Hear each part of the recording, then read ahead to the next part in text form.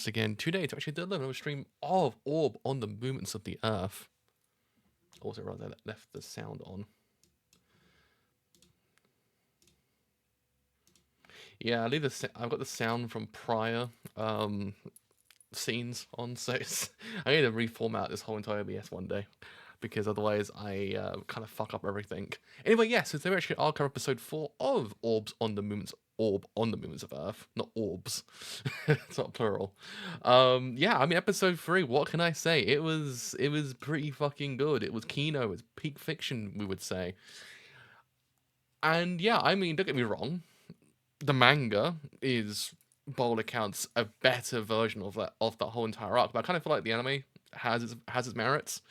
Some of the shots are really well done. The personification of Raffle's actual kind of like his questioning of his mind before and then afterwards was really well done. The use of the fisheye shot was cool. I like that. To utilize the fisheye shot over and over the shoulder shot, then to repeat the same shot, but when his mind's clearer, it actually has no fisheye shot, was actually really well done. Very subtle use of show don't tell. And yeah, I mean, even the way his handshake as well, that he still sort of fears death, even though he wants to keep to his beliefs and everything like that. He actually still fears death. And I kind of like that aspect. It's stuff like that that does go a long way. Yeah, I mean, don't get me wrong, the pacing is a bit better in the manga. I feel like the way the actual author does construct each panel, it does then make the reveals hit a bit more. But I kind of feel like the anime does, in theory, do a lot more as well than what I guess what is given credit for. So again, I can't wait to see what else they will do with the show, because again, the later arcs in the show are exquisite. We just read volume 3 yesterday, so can't wait to see that one animated. That's gonna like break the fucking internet. Oh my god. Anyway, it's actually put on Twitch, actually gone live before I forget to. Right, so streaming. Come by and get comfy as we watch episode 4 of Orb. Right, and we are good to go. Alright, let me put Twitch in the correct screen so I actually can at least monitor shit while I'm here. Why is Twitch telling me about Discord Nitro? Who even uses Discord Nitro? Anyway, let's get the show on the road. Oh wait, shit. No, it's actually working. Sweet. I thought it wasn't working a second there. Anyway, let's start this thing in 3, 2, 1. Let's start this thing absolutely now. There we go. Got there in the end.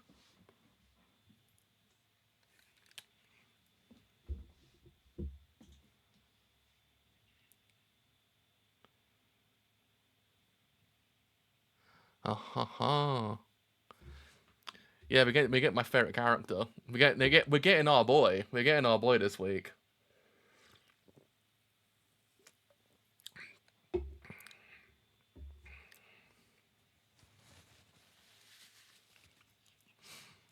We're getting two best boys, really. I think. We get best bros this week, and I think 2 weeks time we get other best bro as well. Get the most base character in anime.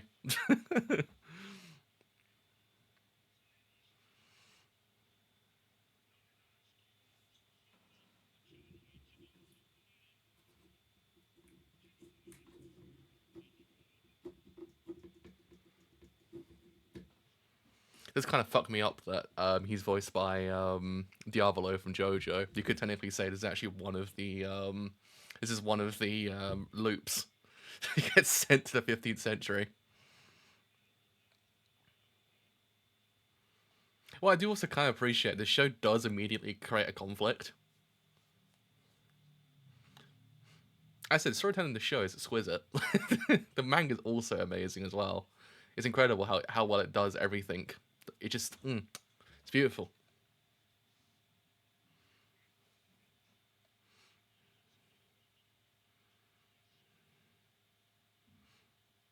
I do also appreciate the eyes as well. Don't get me wrong, it's in the manga, but still, I do actually quite like it.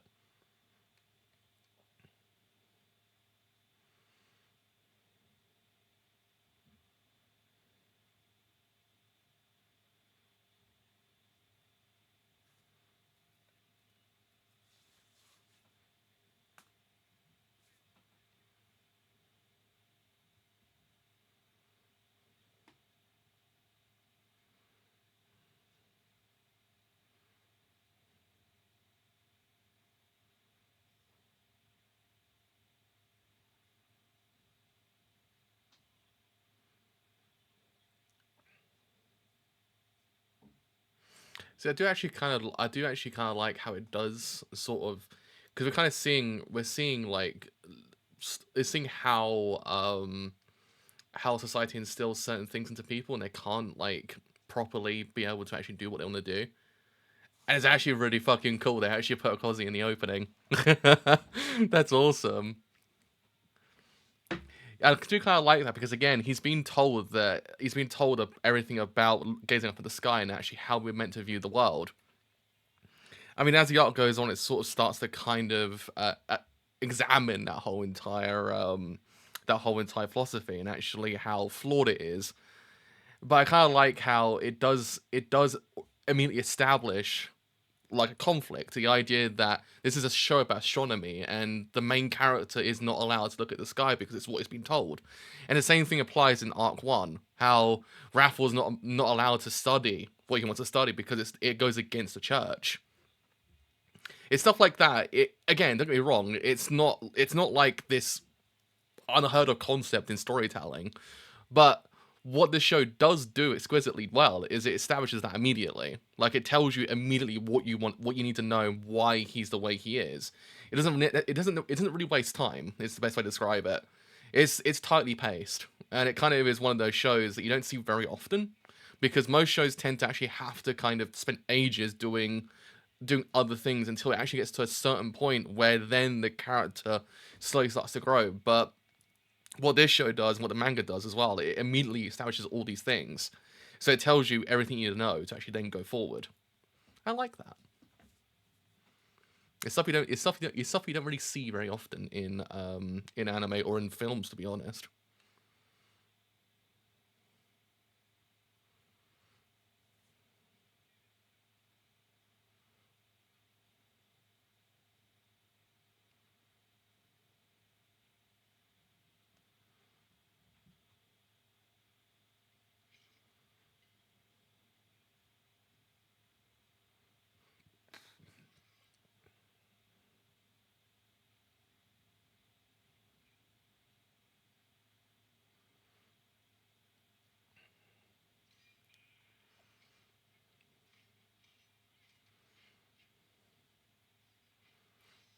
Damn, bro's actually really calm though. Like he is collected.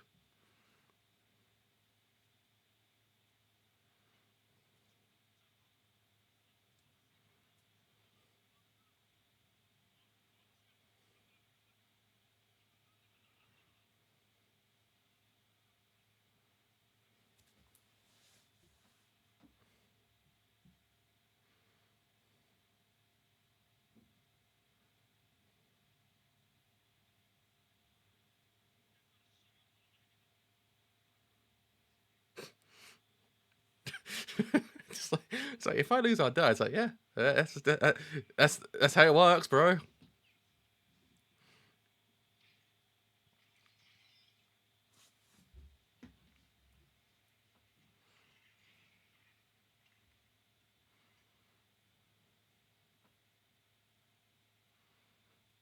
So I don't think I've really ever seen a sword breaker in my life.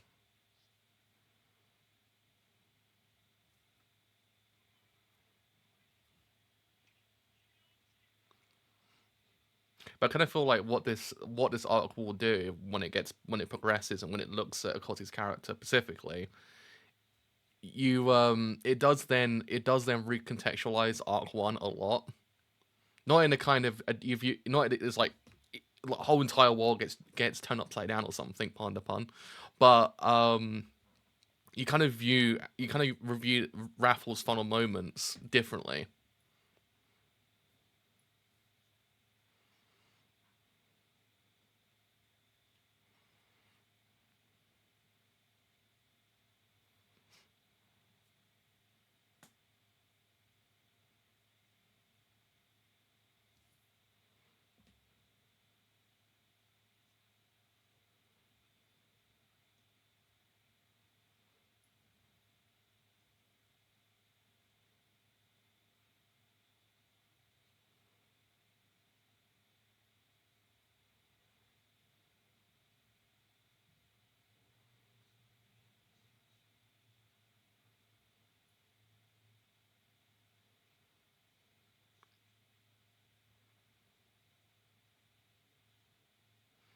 What I will say as well is he's bringing Cozy's character to life like really fucking well.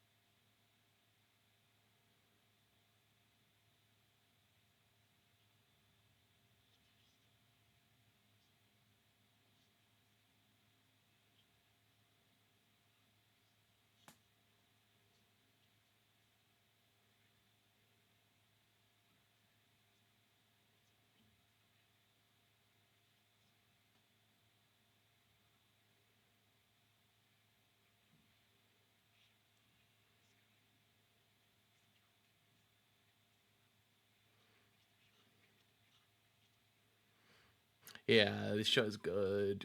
They've actually done this very well. I do actually really like how it is. Again, it's later on. It sort of start to examine Okozi a bit differently, but it's one of those things. I do like how he's been. It has that whole entire thing instilled that the world is basically not great and shit in the most literal terms, and the only salvation is heaven itself. So everything that's meant to be on Earth isn't meant to be viewed in anything else besides lowly, basically. And I kind of like how those concepts do start to kind of do start to get explored. If I can say words, like goddamn.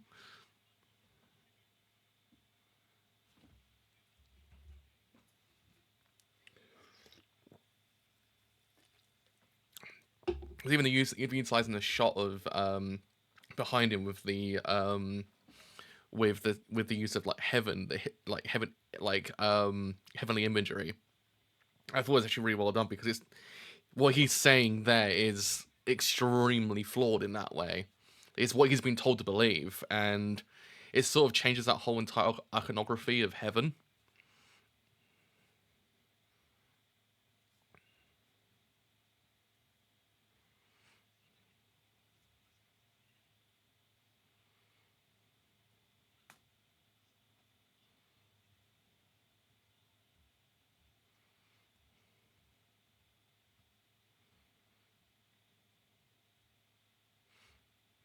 Damn, he changed completely. That shot was just kind of terrifying for a second. Holy shit.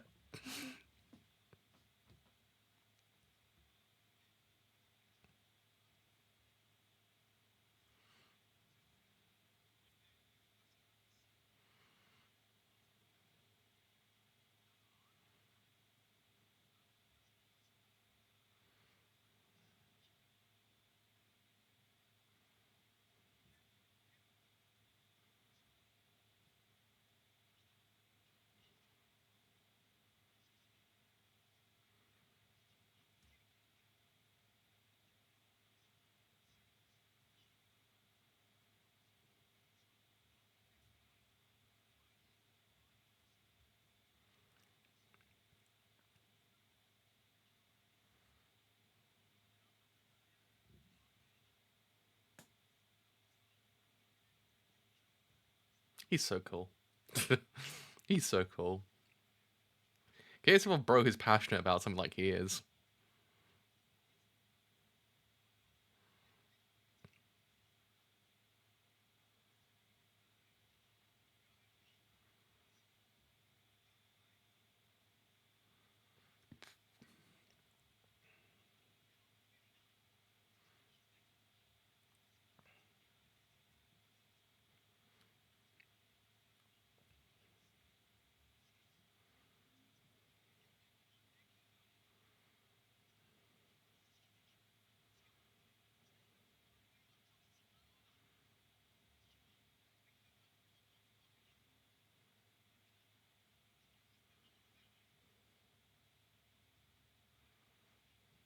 I do also kind of like how the show does establish the idea of opposites as well, like how you have the person who has the like original thought process, and you have the one who kind of conflicts that interest in a way, and actually how that then it doesn't really feel forced or anything like that. It kind of feels very organic to the world, like how someone would be like very set in stone what they believe, versus someone who's actually seeing it in a very different light.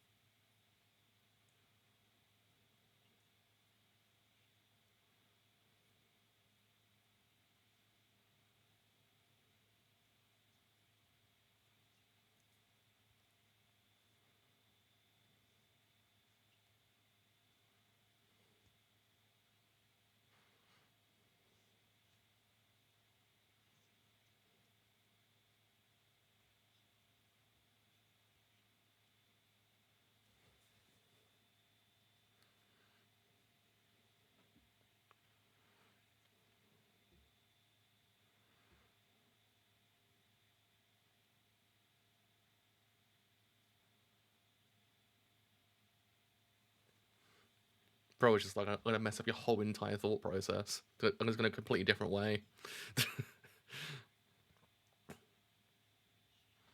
That planet was just like, yeah, fuck you, bro.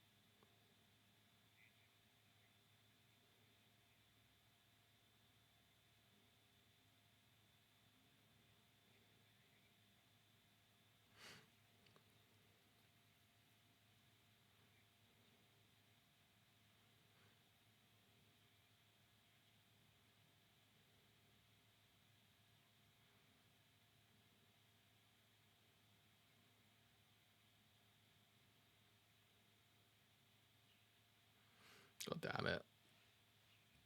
God damn it.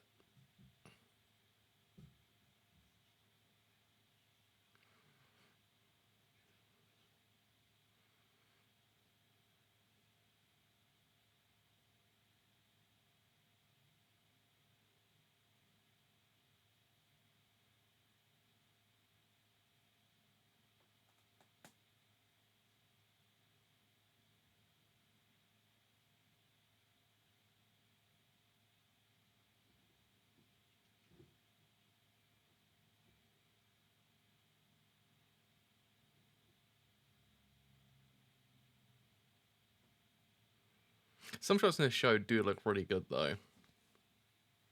Even like the even like with the depressing scene that was where it kind of changed to the moonlight and then everything behind him was really well done. It kind of even in the depressing nature of the scene, there is a sense of like beauty behind as well.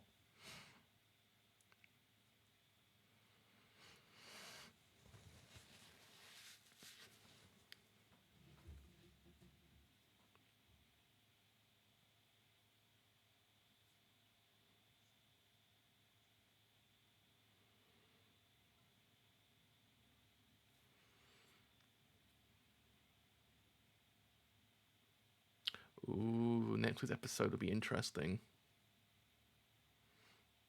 I don't think they end the whole entire episode. I don't think they end the whole entire thing here, will they? I think they'll probably go for one more episode, and then Best Boy appears. Okay, well, other Best Boy really. Hey, it's Best Worst Boy. It's best worst boy.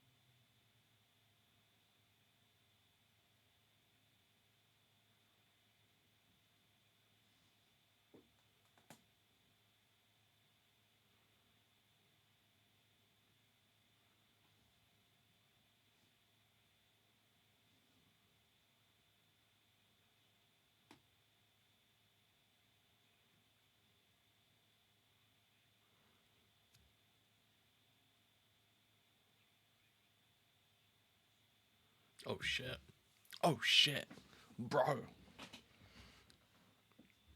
Bros, I'm gonna die if I'm gonna like question a whole entire existence, bro.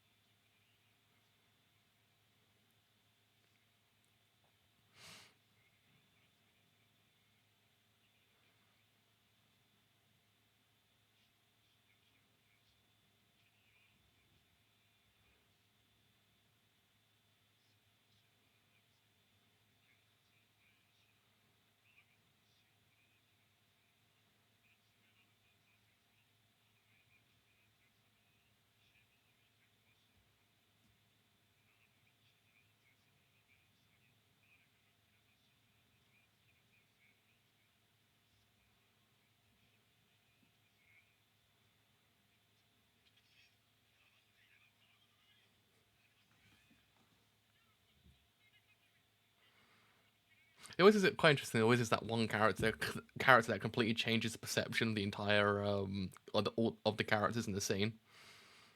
It always is that one character.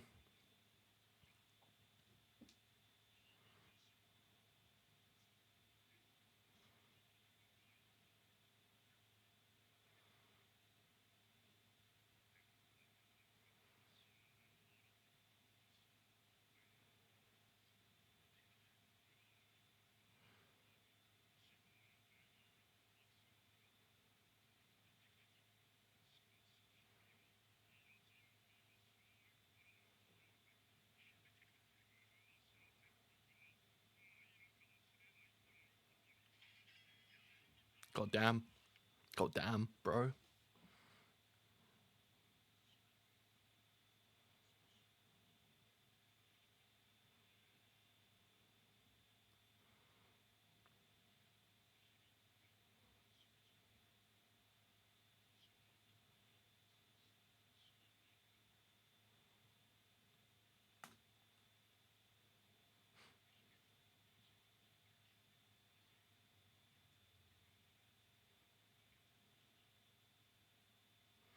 I do appreciate the idea that it is exploring how flawed the concept is, that you can't view this world as beautiful, that you've been instilled this whole entire idea that the world is basically meant to be viewed as lowly,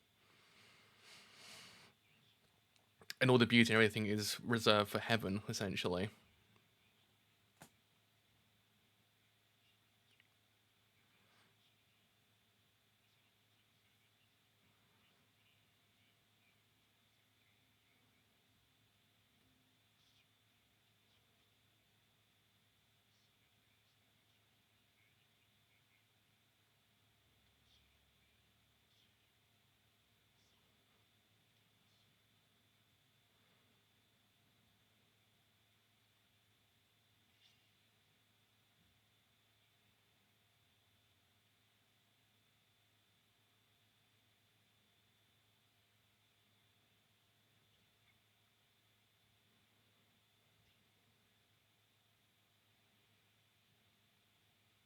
think even utilizing the idea of the masks as well does sort of kind of add a little bit of visual. Oh, yes, they did keep because they keep Raffle in the ending then. Huh, interesting. I don't. Maybe they. Oh, maybe. Oh, okay, I get it. Yeah, I get it. But yeah, I kind of feel like the masks themselves are a symbol of the concept of like one accepting that there is more to this world versus one who's still kind of set in stone with what they believe. I mean, don't get me wrong, there's still more to explore in that whole entire concept. Episode 5, we'll probably delve more into it, but I kind of feel like even those sort of things do sort of add a lot more to the actual world as well. There's a nice bit of visual storytelling. But yeah, I mean, overall episode was actually really good. It was actually a good introduction to these characters, a good introduction to the conflict of these characters, and actually then the possible like what could be defined to be a resolution essentially. Because there's a lot to digest in this episode. It's not just an episode you can just sort of just brush past as, oh, it's introduction essentially. No, it doesn't. It sort of establishes the idea that church is instilling this whole entire concept of that you're meant to view this world as lowly. You're not meant to view the world as anything more than that. You have the eyes peering down upon you. What was otherwise defined to be beautiful in Arc 1 isn't beautiful in Arc 2, because in Arc 2 you're told that actually it's meant to be viewed completely differently. And I appreciate that. It immediately establishes that whole entire concept. And then it doesn't it's not it's a nice way to kind of recontextualize Arc 1, because in Arc 1 the Raffle does have the concept of like not being able to study what he wants to study and actually believe in what he wants to believe. But the sky was always omnipresent in every single scene. The sky was always beautiful. But then when OCZY comes into the whole entire picture, it completely changes. It becomes this very suffocating, very like claustrophobic concept. And I like that. And I thought it was actually a really nice way to actually recontextualize, actually then explore more about it. And yeah, I mean, it is depressing how he's meant to believe this whole entire time that you're not meant to really find any beauty or any hope in this world. And only when a character sort of starts to have that hope, then does the cogs start to turn, and then when this heretic appears as well, the cogs turn even more. And it really does go into this whole entire idea, like how tragic his life was, his friend, not OCZY, at this point in time. It's one of those things that, even in the worst of times, there is still beauty to be found in the world, and it's one of those things. It's kind of a nice message in a way. Like even at the lowest points in your life, you do find something to cling on to, something to actually find beauty in. And it's nice because again, it's one of those things that the sky, we don't necessarily really ever are conscious of unless you actually really do study it. But the sky is one of those things that even at night is kind of beautiful to gaze at. It kind of is very relaxing in a way, and I like how the show does bring attention to that. It's something you don't. It's something that is explored in the real world, but it's not explored to the same degree um, in other mediums. I kind of like that aspect of the show as well. It's bringing to light something you don't see very often. And yeah, I mean, the direction of this episode actually was really good as well. Like, I really liked how the episode was framed as well. It's really well done. When of course it was having that moment with his beliefs, and then when it goes the whole part about how heaven is salvation as well, how it has the iconography of heaven, the golden light behind him and everything like that. In other mediums and other in paintings, meant to view that as this like beauty, this sense of like this is where you want to get towards. This is like the pinnacle of humanity in a way, but the way he's explaining it, the way he actually says it, it doesn't really elicit those emotions. It kind of makes it more in line with like he's meant to believe that. He's meant to believe all these things. It's not what he believes himself, it's what he's been told to believe, essentially. And it does kind of then make you really question like how the whole entire system in this show works. Like why are people just making him suffer in that way? And it really does kind of bring into question how society was at that point. I mean, don't get me wrong, the anime will explore that later on, the societal limitations as well, but it does actually kind of make you wonder why society makes you want to believe those things. Why can't he find beauty? Well, why can't he get up into the sky and see beauty for his own eyes? He has the eyes to see it. He has great eyes. He's been told constantly about his whole entire arc thus far that he has amazing eyes, but he's told he can't view it because of how the church has told him to believe it. It's sad because, again, it's one of those things that there is hope there, there is beauty there, but he's not allowed to view that because the world's kind of told him not to. And now the show will slowly start to kind of examine that. And I like how the heretic at the end did actually kind of just bring to light how flawed everything was, how flawed the beliefs that he has are. And it's one of those things that how he doesn't want to change that because it's what he's been told to believe. He doesn't want to actually say, okay, actually, maybe you're right here. No, he's still set in stone to what he believes. But only when someone does sort of say actually, and then cuts off his cuffs. Don't really, can't really call them handcuffs. Not really handcuffs, but the cuffs on his hands. Then it sort of starts to kind of maybe, hopefully, change the perception as time goes on. Yet to be seen, because again, episode 5 might, in theory, explore that whole entire concept. It's only now just been established, but I guess we'll see it next week and see what actually does happen. But yeah, I mean, still, this show goes from strength to strength each week. It's one of those things that you think episode 3 is the pinnacle of the show. It isn't. Episode 3 is an amazing episode. It's peak, but it isn't the peak of the whole entire series. The series just keeps getting better, and it's one of those things that how the show structures its actual arcs and its actual storytelling is exquisite. It's one of those things you don't see very often, and how the show immediately establishes all these things in such a short space of time really is a testament how good the pacing is. Like, it doesn't really feel overwhelming. It feels organic. It feels like you can actually digest everything. It doesn't really feel like you can just. It doesn't really feel like you're just like, oh my god, what the fuck? What? Okay, whoa, hold up a second here. No, it feels good towards your understanding. And it's one of those things that what the show does do in like one episode, most shows can't do in 25 or 30.